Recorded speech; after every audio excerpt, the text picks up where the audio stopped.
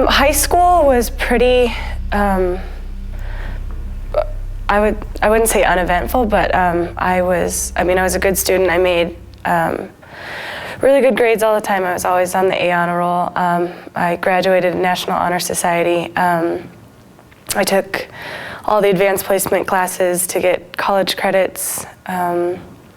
My activities were huge. I played tennis, I was in track, I was in the drama team. I had 2 jobs in high school that I did when I wasn't in after-school sports. I was on the dance line. I was actually the captain of our dance line for 2 years. I helped coach my drama team at my church. I ended up graduating as the homecoming queen. I was really busy in high school. I had dreams for my future, probably just like everybody else. I wanted to graduate college. I had aspirations of like working in theater or something like that. Either way, I wanted to be successful and have a life and be able to provide for a family and, do normal things that normal people plan for. And that's not to say I can't still do it, it's just a serious roadblock. At the party, I felt like I was doing everything right. I was making sure I wasn't going to drive home. I was making sure that I would go to bed. I wasn't drinking all night. I thought I would have enough time to process the alcohol and then get up in the morning. I woke up in the morning, I felt completely sober, and I wasn't though. At the time of my accident, I had a .169 BA, which is still really, really high, and I had slept for 5 hours. This crash happened in November 2005, and I got my license in August of 2004, so it's a little bit over a year since I got my license. And we went to Hollywood Video, which is right on Wildcat, which is right down the street from my school and my house. We rented a movie, and on the way back home from Hollywood Video, my friend text messaged me, and that's when I opened up my cell phone and I started to reply to the text message. And as I was replying to the text message, the road starts curving left, and Mr. Price was in the bicyclist lane, and I just kept driving straight. So the road was curving, and I just kept driving straight, and that's when I crossed into the bicycle lane and struck Mr. Price from behind. My girlfriend was in the car with me. She was, when I was reading the text message on my phone, she was actually reading the back of the box of the DVD, so neither of us were looking at the road. To say Jim was a casual cyclist would be an understatement. He was an avid bicycle enthusiast, member of bike clubs, and active in the cycling community. He was biking on a beautiful November afternoon doing what he loved to do since retiring. He was putting in a few extra miles the day before Thanksgiving dinner with his family. A 17-year-old high school student driving while text messaging approached and hit Jim from behind. There are no second chances. The next thing I know is my girlfriend screaming next to me, and I look up from my phone, and I see Mr. Price. I hadn't hit him yet, but he's so close to my car. I'm just thinking to myself, there's nothing I can do. I can't stop my car. I can't swerve my car. There's really nothing I can do, and I just knew that I was going to hit him. And that's when he went and he hit my hood first, and then he rolled and he shattered, the windshield completely shattered. And he ended up rolling on top of my roof, and my roof ended up caving in about 3 to 6 inches in, and then he ended up rinsing off the rest of the car. Well, after I hit Mr. Price, my girlfriend was screaming next to me, and I was in kind of a panic state too, and so it was all real hard. And I was trying to stop the car, and I was slamming on my clutch pedal instead of my brake. So then I looked down and I noticed there's the clutch and not the brake. So that's when I hit the brake, and I stopped, and that's when I got out of my car, and I ran over to Mr. Price, and I checked his pulse on his wrist and his neck, and he didn't have a pulse on either spot. So that's when I proceeded to call 911. The morning of the crash, I woke up that morning at like 6:45. My roommate was actually awake when I woke up, and so I woke up. I was talking to her for a little while. I went into the kitchen, I grabbed some water, I washed my face, I got ready. I left the house at approximately 7 a.m. and I left their house, I got onto the highway heading towards Denver, and when I was driving on the highway, my car spun out and I hit a center median. And to be honest, I don't remember anything from that point on. I woke up in the hospital to a cop she was in the middle of explaining what was going on to me.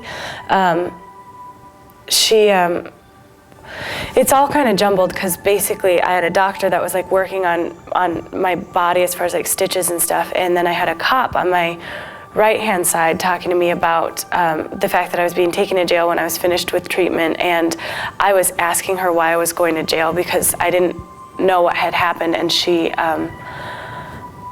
told me that I was being taken to jail because there had been a death in the crash, and that the person in the car that I had hit was dead. And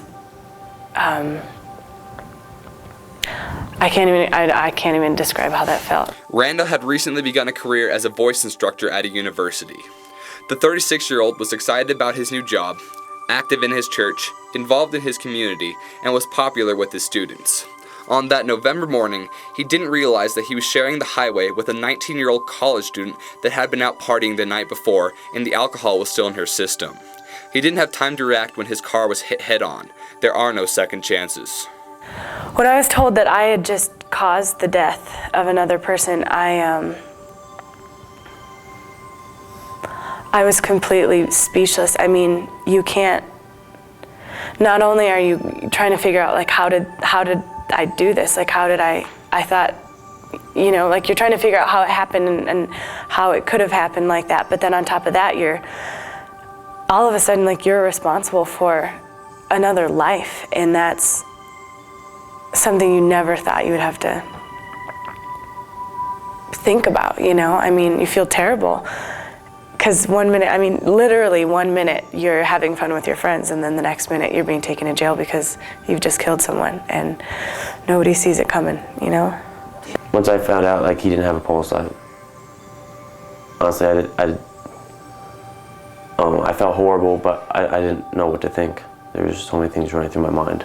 I didn't know what to think. I never thought anything like this could ever happen to me. I even remember, I would sit in school and I would watch people come to my high school and tell me these stories. And they exist, these stories happen every single day, but they're not gonna happen to you, I thought I was doing things right. I was, I had good grades, I was a good student, I was responsible, I was living on my own, I was paying my bills, why would something like this happen unless you're making big mistakes in life, And it's you only have to make one big mistake for it to happen, So I never thought it would happen to me. I don't know a lot about him. He was 36 years old. He was a professor. I do know that he has a mother and a brother in his family that I took from him or from them. I don't know a lot about him, but I know he was a really good person. They've talked a lot about what he's done for the community and all of his students that loved him so much, and he was a really good guy, I know that much. He was retired and he moved out here from Texas with his wife, and he has 2 daughters, I believe 3 grandchildren. He used to be a petroleum engineer out in Texas, and bicycling was his hobby. It has been his hobby for about 8 years now. There's no good sentence, or there's no good outcome for someone who's just lost their son or lost their brother. No sentence that you give me is going to fix it. I was convicted of vehicular homicide due to a DUI. I was sentenced to 4 years in prison with a 5-year parole.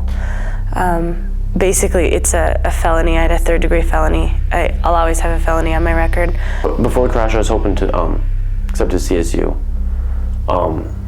But after this car accident, between going to court, my emotional state, community service, all of that, there are sometimes I miss school to 3 weeks straight. And all of a sudden, you know, one day you're partying with your friends and the next day you're looking at facing 12 years in prison. And I mean, it was literally the matter of like a change of 2 days that I came back to school and everything looked different. Everything seemed different. Like things that people focus on every single day are all of a sudden not very important at all. Someone had put a ghost bike, which is a bike painted all in white for a memorial for Mr. Price, which happened right in front of my school actually. So the memorial bike was put right in front of the entrance sign to my school. So naturally everybody knew at my school, so that was really hard to go back to school for my... I honestly don't think there's ever going to be a day in my life that goes by where I don't think about him. It's one of those things like when you're celebrating a holiday with your family, or when you're, you know, doing things that like are granted, things that you take for granted every single day, like your family or your sister or your, you know, the people that you love. Like for me, I have to stop and think like there's a family out there that doesn't get to celebrate Christmas with him, that doesn't get to have him, you know, stop by on Sunday night to have family dinner. Like he was a real person that people miss, and I'm probably gonna think about him every day for the rest of my life.